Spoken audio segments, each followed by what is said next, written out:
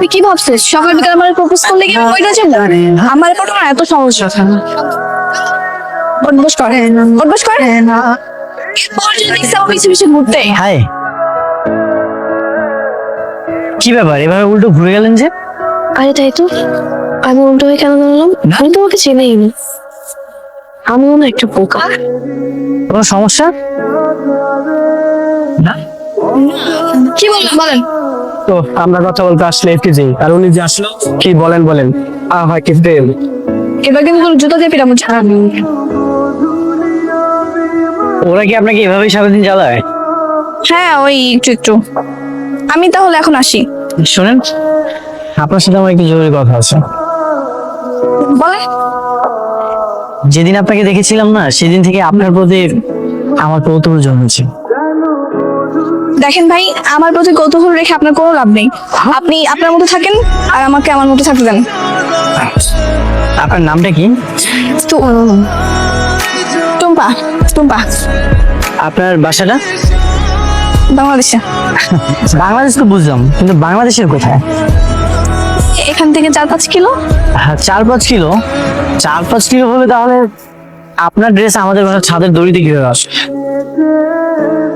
আমার ফ্যামিলি কি আপনাকে কোনো পারমিশন দিয়েছে আপনার ড্রেস আমাদের ছাদে নাড়ার? যেখানে ভাগে হয় সেখানে সকাল হয়। আচ্ছা ঠিক আছে, তাহলে আপনি আপনার রাস্তা যান, আমি আমার রাস্তা যাই। হ্যাঁ বাই। শোনেন, আপনার ঠিকানাটা বলে যান। বলা যাবে না। তাহলে আপনার নাম্বারটা দিয়ে যান। দেওয়া যাবে না। ফেসবুক, টুইটার, হোয়াটসঅ্যাপ কিছুই দেওয়া যাবে না ভাই, সরি। কি ভেবেছো তুমি এভাবে পালিয়ে বেরোবে? হ্যাঁ, আমি তোমাকে খুঁজে পাবো না। তোমাকে যখন এক দেখায় নিয়ে ফেলেছি, তোমার পিছু আমি ছাড়ছি না।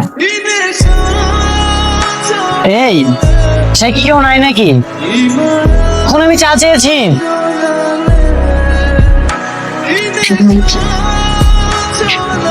এই নিন আপনার চা। তুমি এসেছো, থ্যাংক ইউ। এই শোনো, তোমার সাথে আমার কিছু কথা ছিল। জি বলেন। কি ব্যাপার, তুমি ওদিকে ফিরে আসছো কেন? তুমি কি ওকে মুখ দেখাও না? নাই না।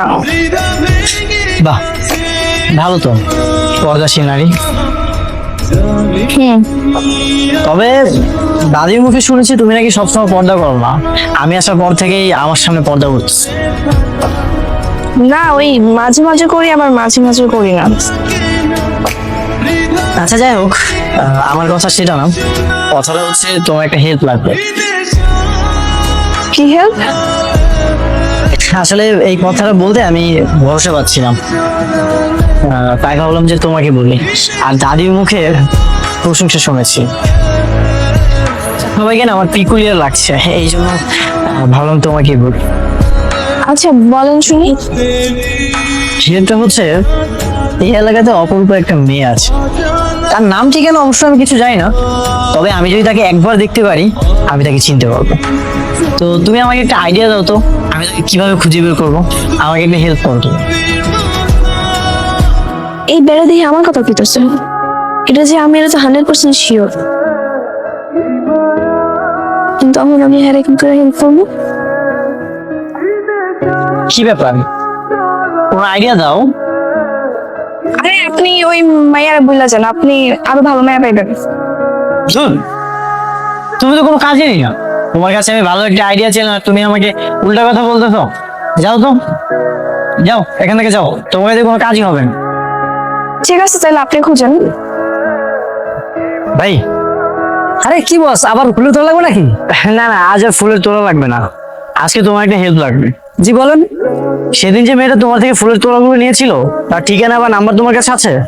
না নাম্বার তো সেভ করে নেই, ঠিকানা জানি না। নাই না? আচ্ছা।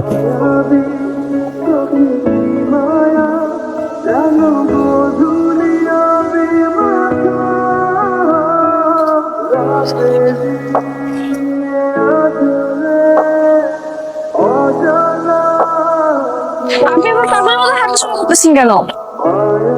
কিছু একটা যদি হয়ে যেত? না মানে আমি আপনাকে খুঁজতে খুঁজতে পাগল হয়ে গেছিলাম। কেন আপনি আমাকে কেন বুঝতেছেন? আপনাকে আমি এক দেখাতেই প্রেমে পড়ে গেছি। দেখেন ভাই, আপনি এক দেখাতে প্রেমে পড়ে খুব বিরাট বড় ভুল করছেন। আপনি আমার পরিচয় শুনলে কখনোই আমাকে বিয়ে করবেন না। কেন, আপনি কি বিবাহিত? না। তাহলে কি আপনি অন্য ধর্মের? না, আপনার কি কোনো ভালোবাসার মানুষ আছে? সেটাও না।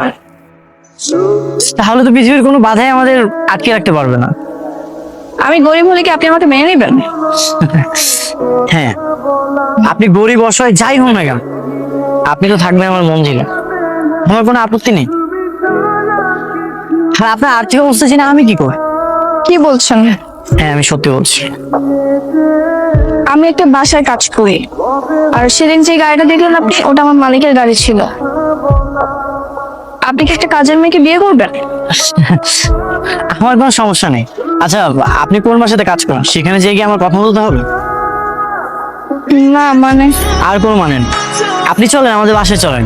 আমাদের বিয়ের বিষয়টা আমি আমার দাদিকে বলবো। আমার দাদি অনেক ভালো মানুষ, আমাদের বিয়েটা দাদি মেনে নেবে। না না, এখনই না, আমাকে একটু ভাবার জন্য সময় দিন। ঠিক আছে, আপনি তাহলে আজ সারাদিন ভাবেন। কাল ঠিক 4টায় ডেকে এসে আমার সাথে দেখা করবেন, ঠিক আছে? ঠিক আছে, আমি তাহলে আসি। Thank you.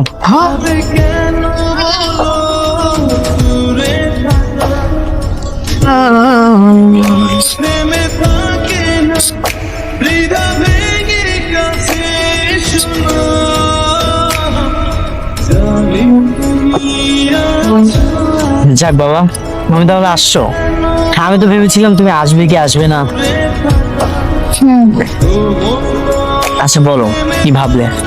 আমার মনে হয় আপনার ফ্যামিলির কেউ কখনোই মানবে না, না আপনার দাদিমা, না আপনার ফ্যামিলির অন্য কেউ।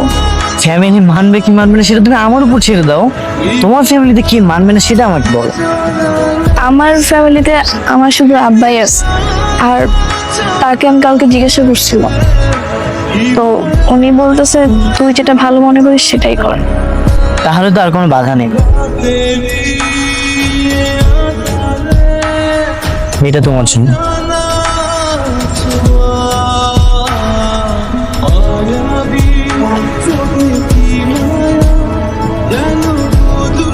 আর এই ড্রেসটাও তোমার জন্য।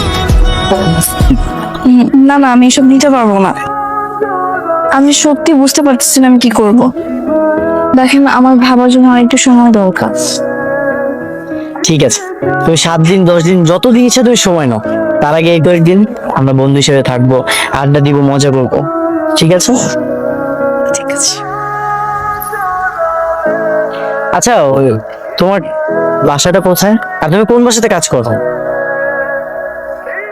সেটা পরে বলবো।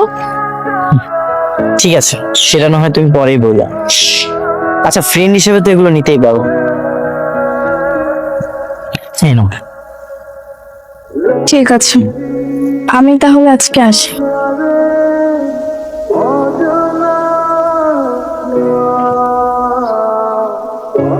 মেয়েটা কত সরল, একটা কাজের মেয়ে হয়েও ভাবছে আমাকে বিয়ে করবে কিনা।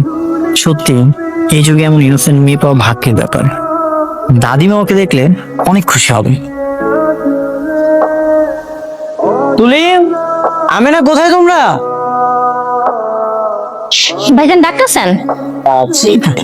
তুলি কোথায়? সে তো তার রুমে। তার রুমটা কোন দিকে? ওই যে ওদিকে। ভাইজান কিছু লাগবো? না না, আচ্ছা ঠিক আছে, তুমি যাও। আচ্ছা ঠিক আছে। তুলি, আমি কি একটু ভিতরে আসবো? হ্যাঁ, আসেন।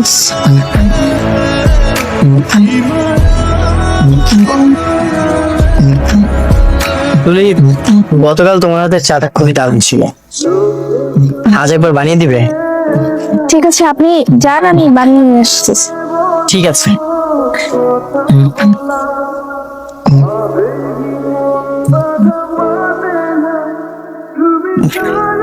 তার মানে তুমি টুম্পা, তুমি তুলি, এতদিন এই কারণে তুমি আমার থেকে লুকিয়ে আছো। আমার বাড়িতেই আছে আমার স্বপ্নের বালিকা, আর আমি কোথায় না কোথায় তোমাকে খুঁজে বেরিয়েছি। হাই রে কপাল। আচ্ছা, ওকে কি বলবো? আমি তোমাকে চিনতে পেরেছি? না থাক, এটা বলা যাবে না। আমিও একটু মজা নিলাম।